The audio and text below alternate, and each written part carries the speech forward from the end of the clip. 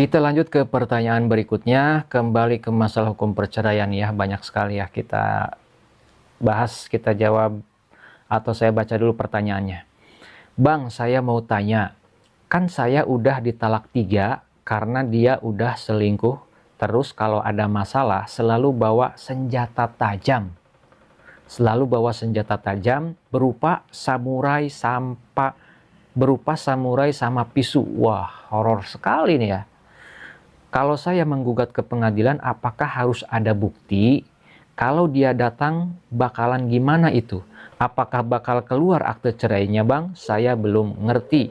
Baik, kita turut prihatin dan mendoakan mudah-mudahan selalu diberikan ketabahan, ketegaran, dan keselamatan dan perlindungan dari Allah Subhanahu wa Ta'ala dari ancaman-ancaman kezaliman. Termasuk dengan ya sahabat kita yang mungkin seorang istri yang selalu mendapatkan ancaman kekerasan dari suaminya, apalagi ini sudah sampai bawa-bawa samurai sama pisau, itu kan senjata tajam, itu udah sangat bisa dilakukan gugatan cerai, bahkan dilakukan laporan pidana juga bisa diancam dengan undang-undang darurat itu ya, membawa senjata tajam, mengacungkan, apalagi sampai mengancam. Itu sanksi pidananya tinggi sekali. Nah, adapun untuk mengajukan gugatan cerai itu bisa saja. Nah, apakah harus ada bukti? Memang diperlukan adanya bukti. Kalau misalkan ada fotonya, ya bisa dijadikan bukti tuh. Misalkan foto dia lagi ngacungin samurai, lagi ngacungin pisau, itu juga bisa. Atau misalkan ada rekaman video, rekaman HP kah, atau misalkan rekaman CCTV, itu juga bisa dijadikan bukti. Kalau tidak ada, ya bisa dengan saksi. Apakah ada yang melihat, misalkan tetangganya, atau saudara si istri ini yang lain, apakah ada yang melihat pada saat si suami itu mengancam dengan samurai, mengancam dengan pisau, dengan senjata tajam? Ada yang melihat? Tidak. Kalau ada, minta tolong agar dia hadir di persidangan untuk memberikan keterangan bahwasanya benar si suaminya ini sudah pernah atau sering misalkan membawa senjata tajam ketika marah-marah sampai mengancam si istrinya, apalagi sampai mengacungkan samurainya, senjata tajamnya, maka itu harus hadir di persidangan untuk memberikan kesaksian. Atau misalkan tetangganya ada yang lihat, itu juga bisa dijadikan saksi.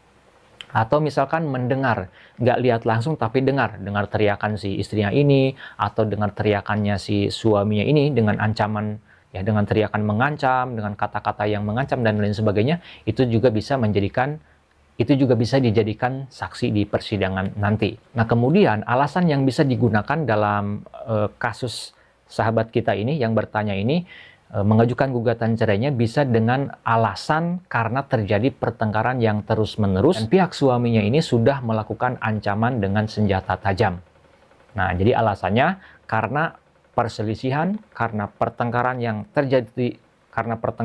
terjadi terus-menerus, kemudian juga tadi sudah mentalak 3, itu juga bisa dijadikan alasan.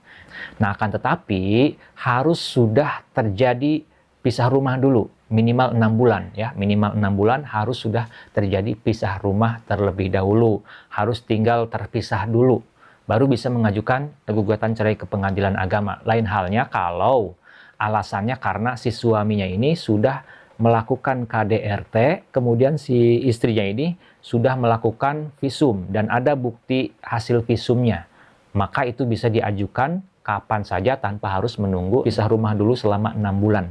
Ya, jadi kalau KDRT yang ada bukti visumnya, bahkan ada bukti rekaman videonya, itu bisa kapanpun diajukan. Tapi kalau belum sampai melakukan tindakan kekerasan, hanya berupa ancaman mengacungkan senjata tajam, atau sudah pernah melakukan kekerasan, menganiaya, melukai, tetapi tidak ada buktinya, tidak punya bukti visumnya, maka tetap pengajuannya harus sudah pisah rumah 6 bulan terlebih dahulu.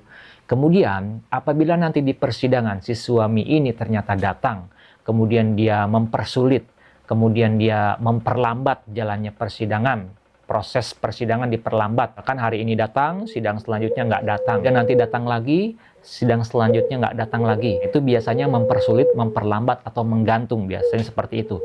Tetapi proses akan tetap berjalan. Tahapan-tahapan persidangan akan terus berjalan. Dan nanti hakim akan menilai, akan melihat apakah gugatan yang diajukan oleh si istri ini alasannya sudah kuat, kemudian ada saksi-saksinya, ada bukti-buktinya. Meskipun si suaminya ini tetap dia menghalang-halangi, dia tidak mau menceraikan, kalau menurut pengadilan beralasan hukum, terbukti, maka tetap hakim akan mengabulkan gugatan dari si istri tersebut, dan setelah putusannya ingkrah berkekuatan hukum tetap, maka terbitlah nanti akte cerainya, salinan putusannya. Dan itu sah karena sudah ditempuh proses ataupun tahapan-tahapan persidangan yang diselenggarakan di pengadilan agama tersebut. Itu saja sharing-sharing kita pada kesempatan video kali ini. Mudah-mudahan bisa menambah wawasan, khususnya bagi yang membutuhkan informasi terkait dengan hal ini. Saya ucapkan terima kasih buat Anda semua, teman-teman pemirsa YouTube yang udah subscribe ke channel Pengacara Santuy Official. Saya doakan semoga rezekinya selalu bertambah banyak, melimpah, dan juga berkah. Amin ya robbal alamin. Sampai jumpa di video-video selanjutnya. Assalamualaikum warahmatullahi wabarakatuh.